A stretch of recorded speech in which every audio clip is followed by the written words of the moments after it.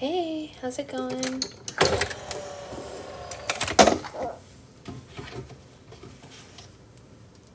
Okay. You sleepy girl? Yeah, sleepy girl. How's everyone doing this morning? How was everyone's weekend? We're good, thank you. Good morning, good morning. Good morning, good morning. How are we all? Feeling fine? We got our coffee delivery, so we're feeling good. Morning, Amanda.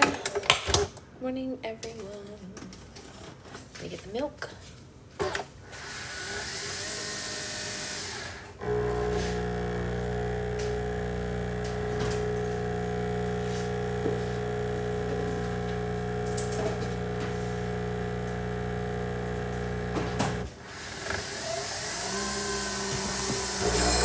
Saved by the... Yeah, I know. Isn't it cute? Oops. I just wanted this one right here because she's sleeping, but that's crazy. This morning I was really... Oh, I know. Time zones are wild. Look at this cute little onesie. Isn't it precious? I'm gonna get little toesies. Don't worry, her toesies are peeking out. Good morning. I love this onesie. I think it's the cutest, funniest little thing. It's just great. I love it too. It's hilarious to me. Her dad bought it for her. He saw it and he said, let's go to the Max with Slayer. I've been really struggling the past couple of days and anxiety kind of because. Do you have coping things for that, Isabella? Is there something that, you've been talking to either a therapist or like a counselor at school about how to cope with that? Because that's a great tool. Question, Sasha, what is your favorite country to travel to? Got to tell you, that really depends. Because different countries, it's not an on purpose Saved by the Bell. The company doesn't advertise it as Saved by the Bell, but like we think it looks like Saved by the Bell, yes. I have a counselor, but they just recently started. What are they telling you? So, good morning. So to answer Anya's question about countries, I think it depends on what you're going for. Well, but even within Europe, which is I've really only been to Europe, but it really depends on what you're looking to do. Like, are you wanting to do sightseeing? Do you want to have great food? You know what I mean? Like that. Like, for example, I will tell you, Secret Husband and I, we rave about Scotland on an almost daily basis anytime we see anyone. But if you're going for food, they suck. You know what I mean? So like, if you want good food, you want to go to Italy. But if you want really beautiful, you know what I mean? Like, so like there's different, it just depends on what you're looking for out of your vacation or your trip or whatever, you know? So yeah, it just depends on what you're in for. We love Germany all around. We like to say that we would retire in Austria if they'd let us, you know? So that's an option. Austria was freaking gorgeous. I'm also really worried I've been annoying or irritating to you. Haven't been annoying or irritating to any of us, Isabella. You're chill. Don't put that idea in your own head. None of us feel that way, so you can push that right out of your mind and just be all good. Be all good. We're going to PL on the 30th and then Sweden. Wait, what's PL? I don't know what that is. She has Saved by the Bell. I know, it's so cute. It's so cute. We are 100% good, sweetheart. Don't even worry. Like I said, a lot of the people in this group, so here, I'm going to say something, and I don't want to necessarily speak for the entire group, but I'm going to say something and they can all tell me if they agree or disagree, okay? So all of the ladies in this group, I know her clothes are so cute, can tell me how they feel about this. I feel very strong, and I've said this before, but I think it's everybody, right? I feel very strongly about being the kind of adult that I needed when I was your age, and I think that most of the ladies in this group feel the same way, right? We all want to be the kind of adult that we would have needed when we were younger. So you are fine, sweetheart. We all agree that we are trying to be who we needed. And maybe right now we're what you need, and that's okay. And that's okay. And you don't annoy us at all. So don't even let that stress go into your little brain. No, when I say little, I don't mean little like not as intelligent. I mean little as younger. Number one reason is because, you know what, sweetheart? I have to tell you a truth. because I have ADHD, I am the worst at responding to Instagram DMs. So don't take me not responding to Instagram DMs as a slight against you. Take that as a slight against my brain. And I also have people in from out of town, and I've been dealing with my mother, and I have a baby, so that's not you. That's me. So just be like, ugh, Sasha doesn't know how to answer DMs on time, and push that off of your brain, sweetheart.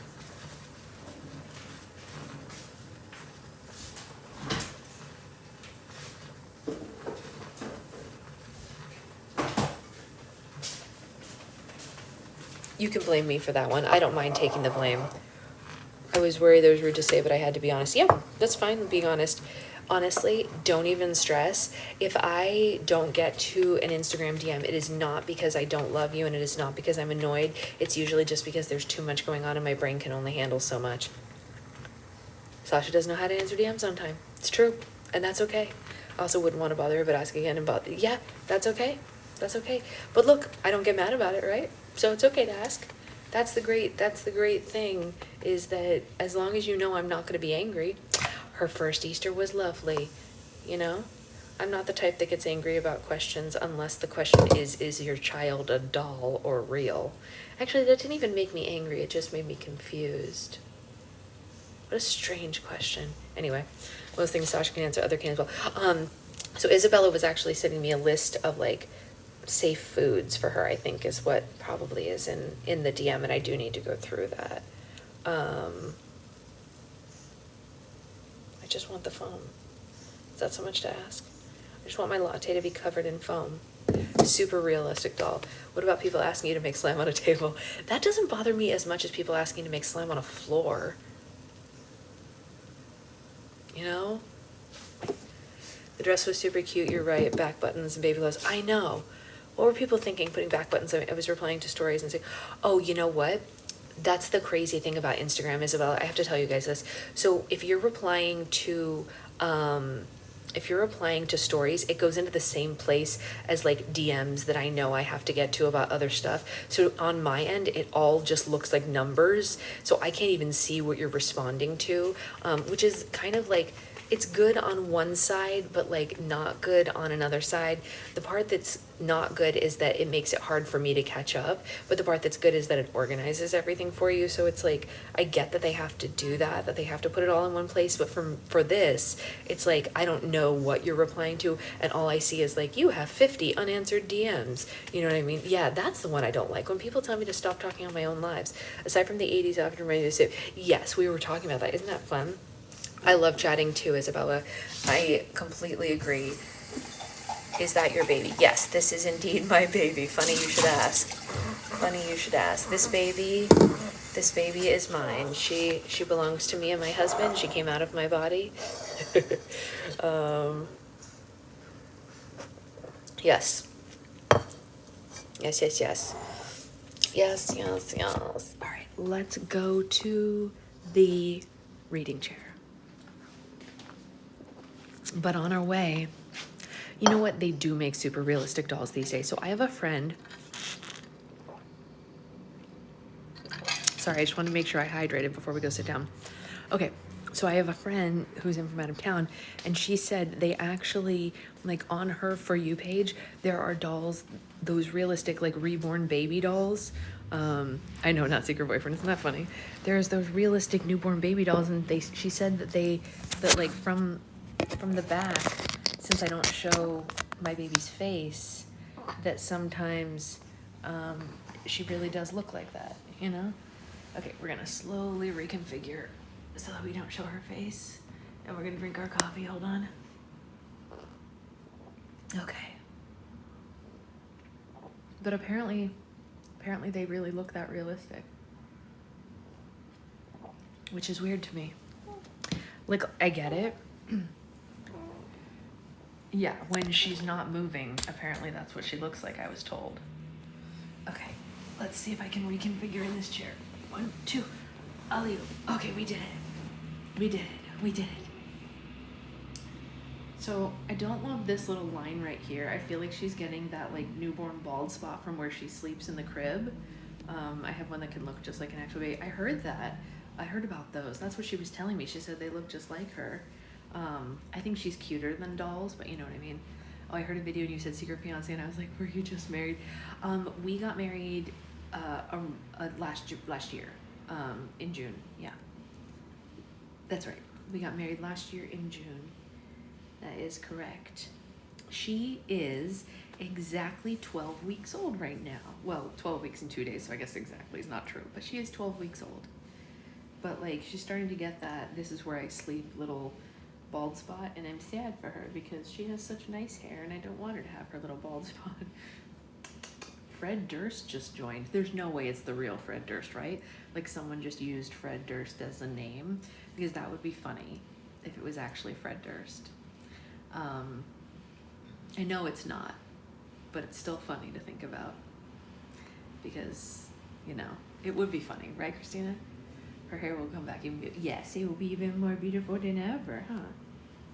Yeah? Okay, we're breathing. He might love Suzanne Collins. You know what? He might love Suzanne Collins. Fred coming in hot to book club. Stop it. I know. Listen, Shari, you're telling me. You think you can't believe she's 12 weeks. Think how I feel. I mean, when we were at a restaurant yesterday for Easter and somebody asked how old she was, and I was like, I don't know, do I say 3 months or 12 weeks? Because like, it's not her like a month turnover. Yeah, we were more recently married. Yes. How is everything going with everyone? I think we're pretty good. I know. Listen, you're preaching to the choir with this shocking news. I'm also shocked. How did she get so big? How did she get so old? How?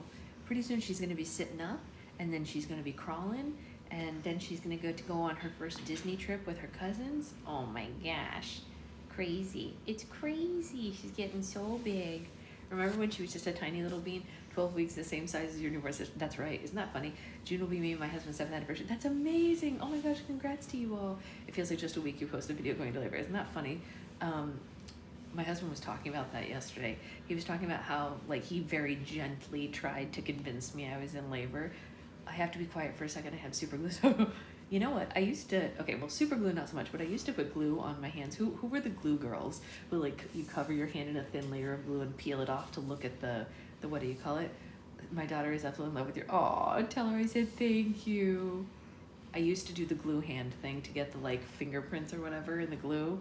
I loved doing that. Yes, definitely. Oh yeah, you glue it and you color it. Yeah. It's your snake skin, you know? I was definitely that girl. Yeah, I was that weirdo in school for sure. Yep. Okay, we're all the same here. Good to know. See, there you go. Yes, glue peeling was the best. I completely agree, Ray. Completely agree. Glue skin was how we entertained ourselves in the 1900s. Who was I talking to the other day? I was talking to somebody the other day and literally said something about like saying, well, you know, the 1900s, you know, as a like way to freak out the really young kids. I don't remember who. What were we talking about? It was the OG STEM, that's right. I can't remember who I was talking to or what about, but I was just like, all you have to say, I was born in the 19 warnings, you'll love her for life. We want everyone to love her for life. You know what? The more people who love your child, the better for their little soul, right? Your coffee just went up your nose. It was funny. It was a funny line. This is how we kept ourselves entertained in the 1900s. Does anyone here play Connections on the New York Times games? Back in my day, the turn of the previous century. Yeah. I think I've told you guys what the girl that I used to nanny used to. Okay, so Connections, really quick. I don't want to get sidetracked. Connections. If you played Connections, did you see last week there was an Oregon Trail Connections? It's over now. You can't go back and do it. So this isn't a spoiler because like it's just, you know, it's last week's. But like there was an Oregon Trail clue in Connections, and I definitely nailed that one really fast because of dysentery. That was pretty funny. But to Amanda, because she has, oh, that's so sweet. Oh, what a sweet, they're such a sweet girl. So one of the girls who I used to nanny, who just, by the way, turned 20 at the beginning of this month. I'm gonna go ahead and say that number again so that we can all cry together. A kid that I used to nanny turned 20 years old, 20 years old, at the beginning of, I wish it too, Shari, at the beginning of this month. But when she turned either 15 or 16, I can't remember if it was 15 or 16, I was no longer her nanny because like 16-year-olds don't need nannies, right? You know, it's fine.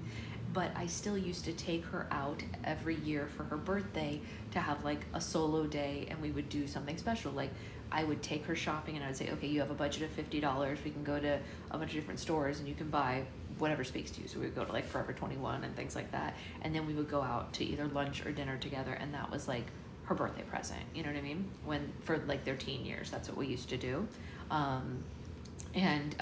So either her 15th or 16th birthday, I can't remember which one, we were getting poke bowls, and I will never forget this. I remember exactly where we were. We were on the corner of Canal and I can't remember what the cross street is, but like on Canal Street towards the west side, there's a poke place. And so we go in there and we're standing in line, and I was like, oh my gosh, do you want to see something funny? And she said, yeah, of course I want to see something funny. And so on my phone, I pulled up a picture of myself at her age. Right? Oh, okay, so she must have been 15, not 16, because the picture was of me at 15. So it must have been her 15th birthday. And I turn my phone to her and I show her a picture of me in high school at 15. And she said, oh my gosh, Sasha, you are a Y2K queen. Do you still have those clothes? And I said, you shut your mouth when you're talking to me. A Y2K queen? I was like, girl, you're hurting my feelings. Now, was she correct? Yes, of course she was correct. She was absolutely correct about the timeline. I didn't even need to tell her. She just looked at the fashion that I was wearing and knew exactly what year the photo was. But that didn't make it any less hurtful. I did not have the clothes. No, she wanted me to have the clothes still. But hey, Naisa, how are you? I did not still have them. She was hoping I had them so she could borrow them. I did not have them. No. We burned those jeans in a fire. Let me tell you this, you guys. You can't have them either. I burned them. I'm kidding. I didn't actually burn them. Don't do that. But my nephew's a thrifter. I laugh so hard when he talks about finding gems. Yeah, right? Good morning. Good morning. We were talking about fashion from the 90s. I should have saved my high school clothes. I know, right? If we had saved it, we would be so fashionable. But the thing is, those jeans dragged on the ground and then your ankles were always wet. It was awful. You guys remember that? The jeans dragged, the bottom broke, the water soaked up. I still have some of my high school clothes, and it's crazy seeing my knees. It's terrible. It's heartbreaking. Oh man. Oh gosh. Yeah. They go for so much money. I know. It's crazy. It's so crazy. Yeah. No, I bet Anya would have loved them. That's the girl I used to nanny, not the Anya in here. They had to drag on the ground or they were high waters. That's right. But they dragged on the ground and they always soaked up water. That's the part that I don't like. That the water was always, it's awful. I didn't want water up the back of my leg, you guys. Who wants that? They would rip. It was awful. It was just awful. Yeah. Let's not do it. Let's not bring that back. Okay, let's read. Skinny jeans are the only thing that doesn't drag. Yes, same. I'm only 5'4", Shari, so same. I mean, like, I'm not much different. Soggy feet and legs, always. Hi. Are you sick of hearing us talk about fashion? My granddaughter's wearing them now and her mom laughed. I mean, for real. I don't blame her mom for laughing. Ugh. I wonder what will be in fashion when this little one is a teenager. I don't know which things are going to come back around, but I really hope it's not those pants. Let's make jeans with waterproof lining. All you could see was the line up the back of your leg. Jinko jeans are $500. Get out. That's a no from me. That's a no from me. Mm-mm. That's a no from me, dog. Mm-mm. No. You're 4'11". That's amazing. One of the owners of Slumu is 4'11". Yeah, it's true. Trippy pants. That's funny. Okay, let's get into it. We're gonna read. Chapter, my college had brinks and loose ones would fill with, oh God, terrible. Welcome back. We haven't even started reading yet, Isabella, so you're good. We're about to start. We were talking about awful fashion from our youth. Here we go. Chapter 14, page 100. Oh, bricks, not brinks. I don't know how to read, apparently. Page 188. She says she doesn't know how to read, as she's about to read to 54 people. Here we go. I remain at the window long after the woods have swallowed up the last glimpse of my home. This time, I don't even have the slightest hope of return. Before my first games, I promised Prim that I would do everything I could to win, and now I've sworn to myself to do all I can to keep PETA alive. I will never reverse this journey again. I'd actually figured out what I wanted my last words to be to my loved ones, how best to close and lock the doors and leave them sad but safely behind, and now the Capitol has stolen that as well. We'll write letters, Katniss, says Peeta from behind me. It'll be better, anyway. Give them a piece of us to hold on to. Hamish will deliver them for us if they need to be delivered. I nod and I go straight to my room and I sit on the bed knowing that I'll never write those letters. They'll be like a speech that I tried to write in honor of Rue and Thresh in District 11. Things seemed clear in my head even when I talked before the crowd, but the words never came out of the pen right. Besides, they were meant to go with embraces and kisses and strokes of Prim's hair and a caress of Gale's face and a squeeze of Mage's hand. They can't be delivered with a wooden box containing my cold, stiff body. Too heart-sick to cry, all I want to do is curl up on the bed and sleep until we arrive at the Capitol tomorrow morning. But I have a mission. No, it's more than a mission. It's my dying wish. Keep Peeta alive. And as unlikely as it seems that I can achieve that in the face of the Capitol's anger, it's important that I be at the top of my game. This won't happen if I'm mourning everyone that I love back home. Let them go, I tell myself. Say goodbye and forget them. I do my best, thinking of them one by one, releasing them like birds from protective cages inside of me, locking the doors against their return. And by the time Effie knocks on my door to call me to dinner, I'm empty. But the lightness isn't entirely unwelcome. The meal is subdued, so subdued, in fact, that there are long periods of silence, relieved by only the removal of old dishes and presentations of new ones. A cold soup of pureed vegetables, fish cakes with creamy lime paste, those little birds filled with the orange sauce with wild rice and watercress, chocolate custard dotted with cherries. Peeta and Effie make occasional attempts at conversation, but those quickly die out. I love your new hair, Effie, Peeta says. Oh, thank you. I had it especially done to Master Katniss's pin. I was thinking that we might get you a golden ankle band and maybe find Hamish a gold bracelet or something like that so we can all look like a team, says Effie. Evidently, Effie doesn't know that my Mockingjay pin is now a symbol used by the rebels, at least in District 8. In the Capitol, the Mockingjay is still a fun reminder of an especially exciting Hunger Games. What else could it be? Real rebels don't put a symbol on something as durable as jewelry. They put it on a wafer of bread that can be eaten in a second, if necessary. Yeah, I think that's a great idea, says Peeta. How about it, Hamish? Yeah, whatever, says Hamish. He's not drinking, but I can tell that he would like to be. Effie had them take her own wine away when she saw the effort that he was making, but he's in a miserable state. If he were the tribute, he would have owed Peeta nothing, and he could be drunk as he liked right now. But now it's going to take all that he's got to keep Peeta alive in the arena full of his old friends, and he's probably going to fail. Maybe we could get you a wig too, I say in an attempt at lightness, and he shoots me a look that says to leave him alone, and we all eat our custard in silence. Well, shall we recap the reapings of the day? Says Effie, dabbing at the corners of her mouth with a white linen napkin. Peeta goes off to retrieve his notebook on the remaining living victors, and we gather in the compartment with the television to see who our competition will be in the arena. We're all in place as the anthem begins to play, and the annual recap of reaping ceremonies in the 12th districts begins. In the history of the games, there have been 75 victors. 59 are still alive, and I recognize many of their faces either from seeing them as tributes or mentors at previous games, or from our recent viewing of the victors' tapes. Some are so old or wasted away by illness, drugs, or drink that I can't place them. As one would expect, the pools of career tributes in Districts 1, 2, and 4 are the largest, but every district has managed to scrape up at least one female and one male victor. The reapings go by quickly. Peeta studiously puts stars by the names of the chosen tributes in his notebook. Hamish watches, his face devoid of emotion, and friends of his step up onto the stage. Effie makes hushed, distressed comments like, "Oh no, not Cecilia," or, "Well, Chaff never could stay out of a fight," and then she sighs frequently. For my part, I try to make some mental record of the other tributes, but like last year, only a few really stick in my head. There's the classically beautiful brother and sister from District 1 who were the victors in consecutive years when I was little. Brutus, a volunteer from District 2, who must be at least 40 and apparently can't wait to get back into the arena. There's Finnick, the handsome, bronze-haired guy from District 4 who was crowned 10 years ago at the age of 14. There's a hysterical young woman with flowing brown hair, and she's also called from District 4, but she's quickly replaced by a volunteer. An 80-year-old woman who needs a cane to walk to the stage. And then there's Joanna Mason, the only living female victor from 7 who won a few years back by pretending she was a weakling. The woman from 8, who Effie calls Cecilia, looks about 30, and she has to detach herself from 3 kids who run up to cling to her. Chafe, a man from 11, who I know to be one of Hamish's particular friends, is also in.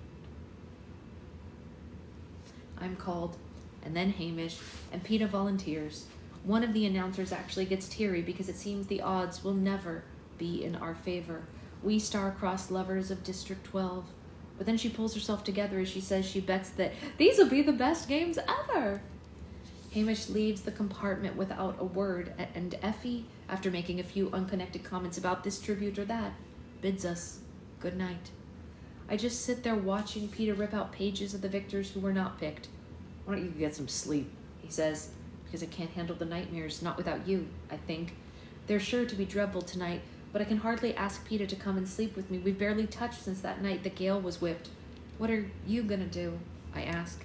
I don't know, just review my notes a while, get a clear picture of what we're up against, but I'll go over it with you in the morning. You go to bed, Katniss, he says. So I do go to bed, and sure enough, within a few hours I wake from nightmares where that old woman from District 4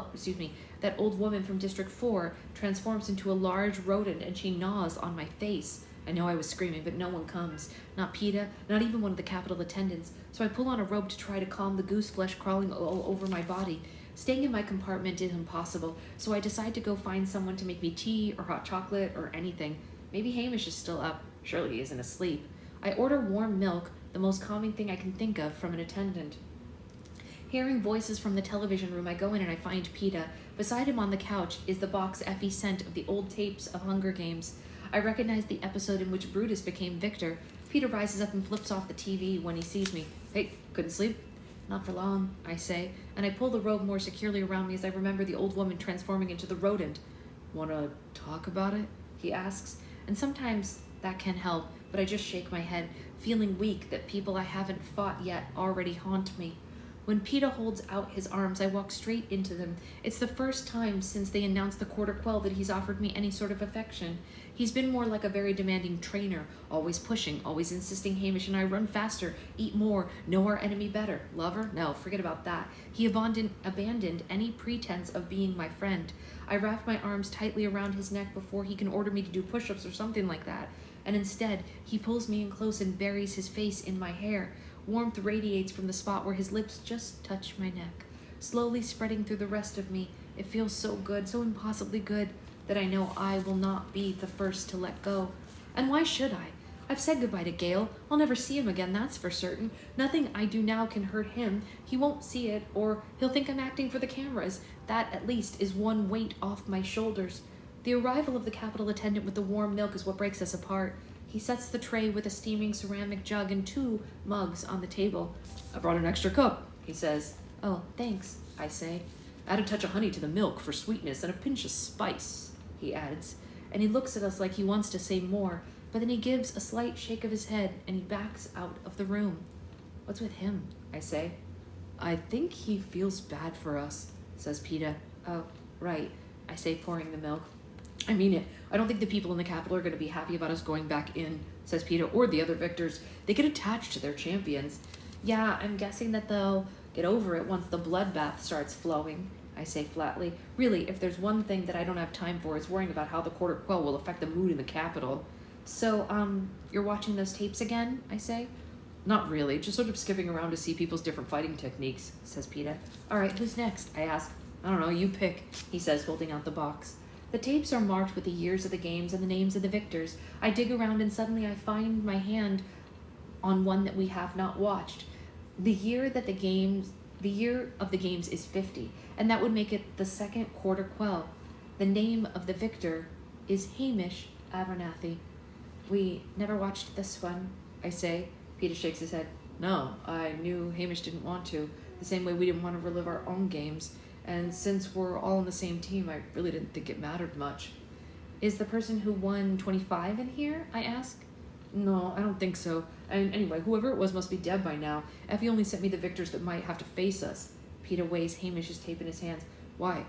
You think we ought to watch this one? It's the only quell that we have. We might pick up some valuable things to learn on how they work, I say, but I do feel weird. It seems like a major invasion of Hamish's privacy, but I don't know why it should, since the whole thing was public, but it does. I have to admit, I'm also extremely curious. Well, we don't have to tell Hamish that we watched it, I say.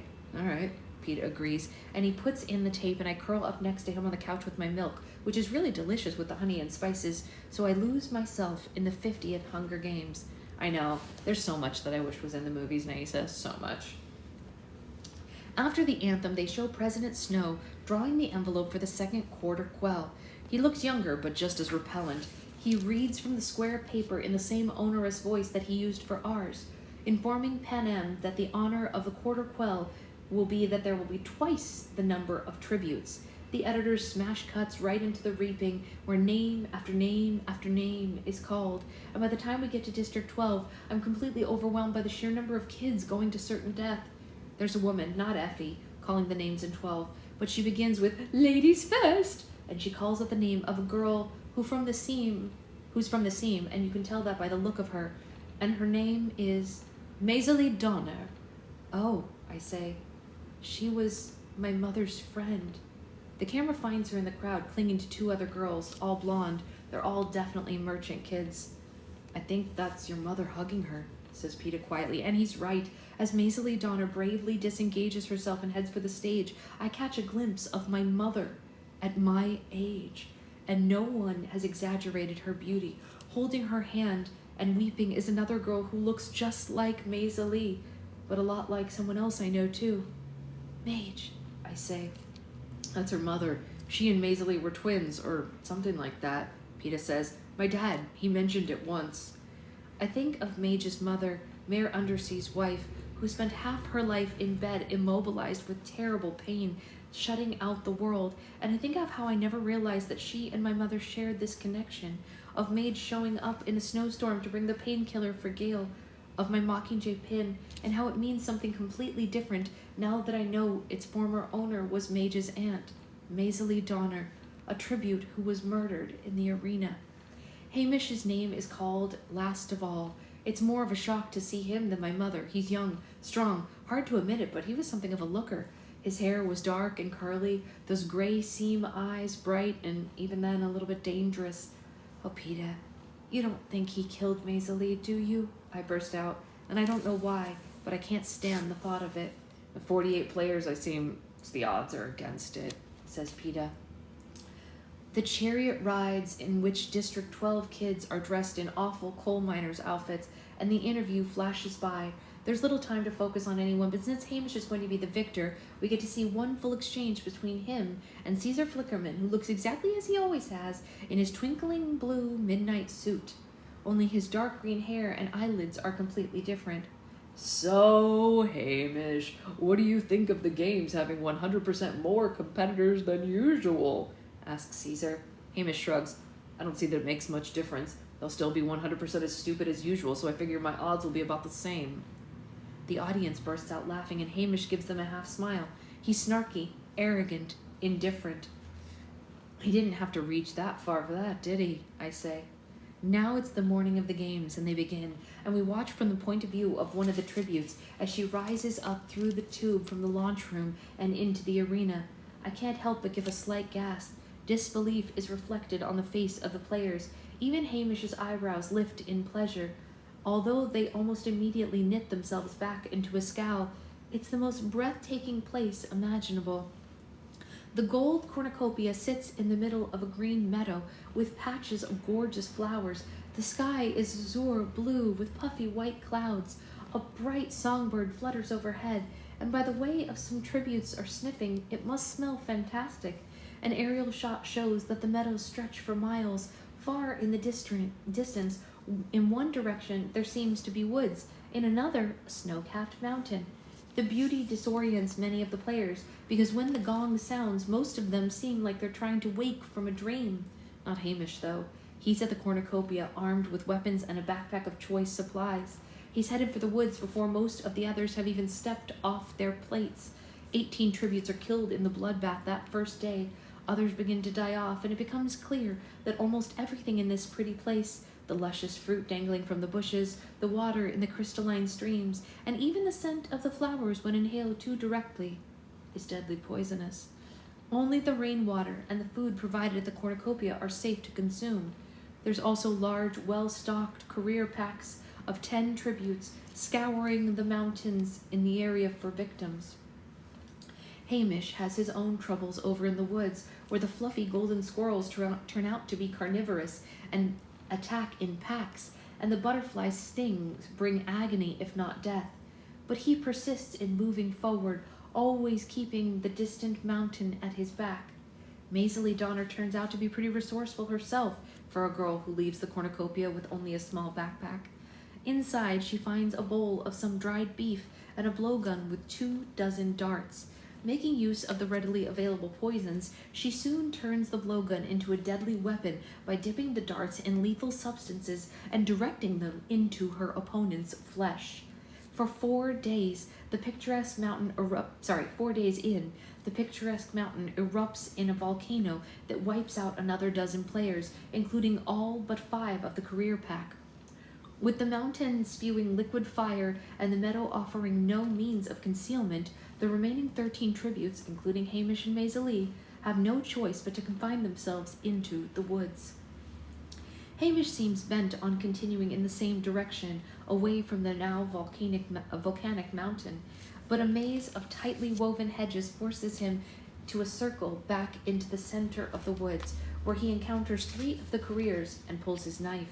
They may be bigger and stronger, but Hamish is remarkable at speed, and he has killed 2 when the 3rd disarms him. That career is about to slit his throat when a dart drops him to the ground. Maisie Donner steps out of the woods. "We'll live longer if there's 2 of us," she says. "Guess you just proved that," says Hamish, rubbing his neck. "Allies, then?" Maisie nods. "Allies," he says, and Maisie nods. And there they are, instantly drawn into one of those packs that you'd be hard-pressed to break if you ever expect to go home and face your district. Just like Peeta and me, they do better together. They get more rest, they work out a system to salvage more rainwater, and they fight as a team and share the food from the dead tributes packs. But Hamish is still determined to keep moving on. "Why?" Maisie keeps asking, and he ignores her until she refuses to move any further without answer. "Because it has to end somewhere, right?" says Hamish. "The arena can't go on forever." "What do you expect to find?" Maisie asks. "I don't know. Maybe there's something that we can use," he says. And when they finally do make it through that impossible hedge, using a blowtorch from one of the dead career packs, they find themselves on flat, dry earth that leads to a cliff, and far below it you can see jagged rocks. "That's all there is, Hamish. Let's go back," says Maisie. "No, I'm staying here," he says. "All right, well, there's only 5 of us left. We might as well say goodbye now anyway," says Maisie. "I don't want to come down to you and me." "Okay," he agrees, and that's all. He doesn't offer to shake her hand or even look at her, and she walks away. Hamish skirts along the edge of the cliff trying to figure something out. His foot dislodges a pebble and it falls into the abyss, apparently gone forever. But a minute later, as he sits to rest, the pebble shoots back up beside him. Hamish stares at it, puzzled, and then his face takes on a strange intensity. He lobs a rock the size of his fist over the cliff and he waits, and when it flies back out and right into his hand, he starts to laugh. And that's when we hear Maisie begin to scream. The alliance is over. She broke it off, so no one could blame him for ignoring her. But no, Hamish runs for her anyway. He arrives only in time to watch the last of a flock of candy-pink birds, equipped with long, thin beaks, skewer her through the neck. He holds her hand while she dies, and all I can think of is Rue, and how I was too late to save her, too. Later that day, another tribute is killed in combat, and a 3rd gets eaten by a pack of those fluffy squirrels, leaving Hamish and the girl from District 1 to vie for the crown. She's bigger than he is and just as fast, and when the inevitable fight comes, it's bloody and awful, and both have received what could be fatal wounds. When Hamish is finally disarmed, he staggers through the beautiful woods, holding on to his intestines to keep them in, and she stumbles after him, carrying the axe that should deliver his death blow. But Hamish makes a beeline for his cliff, and just as he reaches the edge, she throws the axe. He collapses onto the ground, and it flies into the abyss. Now weaponless as well, the girl stands there, trying to staunch the flow of blood pouring from her empty eye socket. She thinks perhaps she can outlast Hamish, who's just starting to convulse on the ground. But what she doesn't know, and what he does know, is that the axe will return, and when it flies back over the ledge, it buries itself in her head. The cannon sounds, her body is removed, the trumpets blow to announce Hamish's victory. Peeta clicks off the tape and we sit there in silence for a while, and finally Peeta says, "That force field at the bottom of the cliff, it was like the one on the roof of the training center, the one that throws you back if you jump off and try to commit suicide. Hamish found a way to turn it into a weapon." Not just against the other tributes, but against the Capitol too. You know they didn't expect that to happen, I say. I mean, it wasn't meant to be part of the arena. They never planned on anyone using it as a weapon. It made them look stupid that he figured it out. I bet they had a good time trying to spin that one. I bet that's why I don't remember seeing it on television. It's almost as bad as Us and the Berries. I can't help laughing, really laughing for the first time in months, and Peeta just shakes his head. I've lost my mind. Maybe I have lost my mind a little. Almost, but not quite, says Hamish from behind us, and I whip around, afraid that he's going to be angry over us watching his tape, but he just smirks and he takes a swig from a bottle of wine. So much for sobriety. I guess I should be upset that he's drinking again, but I'm preoccupied with another feeling. I've spent all these weeks getting to know who my competitors are, without even thinking I might need to get to know who my teammates are. Now a new kind of confidence is lighting up inside of me, because I think I finally know who Hamish is, and I'm beginning to know who I am, and surely 2 people who have caused the Capitol so much trouble can think of a way to get Peeta home alive. Ooh. Hoo hoo hoo hoo hoo hoo. I'm gonna try to reach my coffee. I did it! I reached it.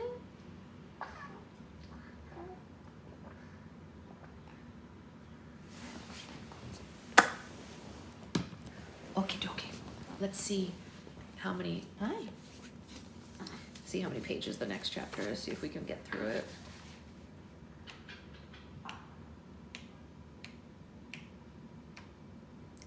I don't think we will. Oh my gosh, we just finished, Liz. I don't think that I will be able to read the. Well, let's try it. You know what? Let's just try to get through it really fast. I'll read fast, and we can do one more chapter. We try, right? Worst happens is we go over like a couple of minutes. It's not a big deal, right? All good. Chapter 15, page 204. Having been through